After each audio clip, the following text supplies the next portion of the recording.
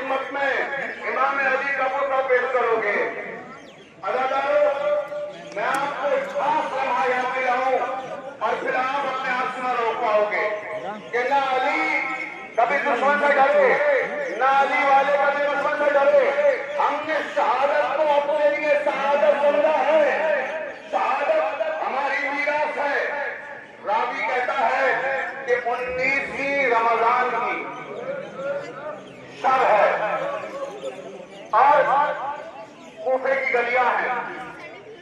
4 नौजवान घोड़ों पे सवार बरहना शमशीरें लिए हुए गश्त कर रहे हैं। कभी इस गली में जाते हैं, कभी उस गली में जाते हैं और आजकल इमाम अली का बैतुल हो रहा है, बार बार उस गली में आ रहे हैं।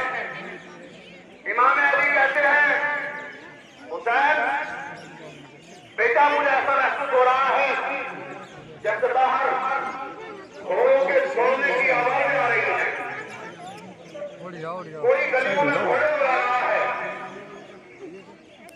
हजरत अब्बास दरवाजे की तरफ दौड़े। बाबा, मैं देख के आता हूँ।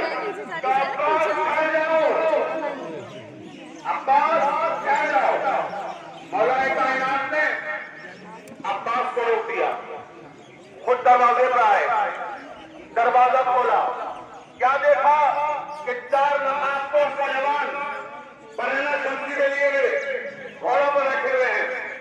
इमाम फरमाते हैं, इमाम अली कहते हैं कि तुम कौन लोग हो और रात की इबादतें छोड़कर, रात इबादत के लिए है, शब कद्र है, रात आराम के लिए है, तुम आराम छोड़कर, इबादत छोड़कर ये घोड़ों पर सवार होकर कूफे की गलियों में क्यों दौड़ रहे हो? तुम कौन लोग हैं? तुम कौन लोग हो? एक नौजवान आगे बढ़ा, उसने नकाब खोली। तो मौला, मैं आपका गुलाम इब्राहिम इब्ने मालिक अस्कर। दूसरा नौजवान आगे बढ़ा, उसने अपनी नकाब खोली। तो मौला, मैं आपका गुलाम अब्दुल्ला इब्ने हफीज। उसके बाद तीसरा नौजवान आगे बढ़ा, उसने अपनी नकाब हटाई और कहा, मौला मुझे पहचाना आपने, मैं कौन हूँ? बोला, मैंने ये तय किया था जब से 17वीं रमजान का आपका खुतबा सुना है। आप मेरे बार बार ये कह रहे कि मौत मेरे नजदीक है। मैं हुज़ैफा यमानी बोला, आपका गुलाम। मैंने अपने साथियों के साथ ये तय किया कि हम मौला की हिफाजत करेंगे। कूफे के हालात खराब हैं और हमें आपके खुतबों से मौत की खुशबू आ रही है।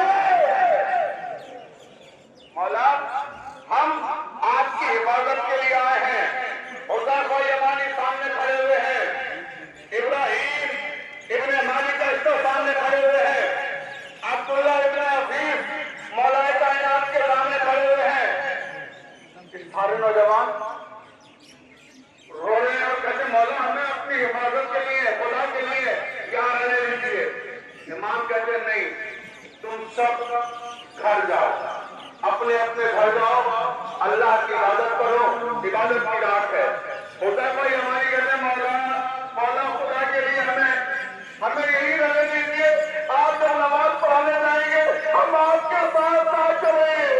मौला, हम आपको तला नहीं छोड़ेंगे। मौला, आपने वसीयतें कर दी अबनाइन को, हमें करना रहा है। मौला, महाताज के नजदीक आ रही है। इमाम फरमाते हैं कि हुज़ैफा यमानी, मैं तुम्हें तुम्हारा इमाम बन के हुक्म देता हूँ। मैं तुम्हें तुम्हारा इमाम बन के हुक्म देता हूँ। जाओ, अपने घर को जाओ, इन सबको अपने अपने घरों को ले जाओ, इन सबको भेज दो यहाँ से। मैं अपने रब के करीब जाने वाला हूँ। अब मेरा वक्त मेरे रब से मुलाकात का करीब आ रहा है, लिहाजा तुम सब जाओ। मैं तुम्हें इमाम वक्त होके हुक्म दे रहा हूँ। अदादारों, सारे के सारे नौजवान अपनी अपनी तलवारें तोड़कर मौला के कदमों में तलवारें रखी और इजाजत दी। मौला, आपका हुक्म है। आपने इमाम बन के अब कह दिया कि हमें जाना है, तो हमको रुकना हराम हो गया। आप इमाम हैं, आपने हुक्म दे दिया, मौला हम जा रहे हैं। मगर मौला कौन के हाजिर हो रहे हैं? मौला हमारा दिल नहीं चाहता। अदादारों, भागते अपने घर में पहुंच गए। हुज़ैफा यमानी जब अपने घर में गए, सहन में टूटी हुई तलवार को गाड़ दिया और टूटी हुई तलवार को गाड़ के उसी तलवार पे सब रख के रोने लगे, मौला आपने मुझे मजबूर कर दिया, मौला मैं चाहता था कि आज आपकी इबादत का कोई अंजाम दूं। चीखें मार के रोते हैं, हुज़ैफा रोते हैं, बीवी हुजूर से बाहर आई, बीवी आई कि क्या हुआ हुज़ैफा, क्यों रो रहे हो, तुम अली के सिपाही होकर रो रहे हो, कि तुम नहीं जानती हो, अरे अली ने हमें मजबूर कर दिया, हमारे आका ने हुक्म दे दिया कि वापस जाओ। अज़ादारों सुनोगे, मौला को गम न आपको सुनाए गम अहले बैत के, आप अब अपने आंसू न रोक पाएंगे। अब रिवायत का जिक्र ये है, एक मर्तबा हुज़ैफा यमानी तलवार पे टेक लगाए बैठे हुए हैं और बैठे बैठे रो रहे थे, रोते रोते आंख लग गई और थोड़ी देर के बाद पूरे कूफे में शोर होने लगा, हर तरफ से आवाजें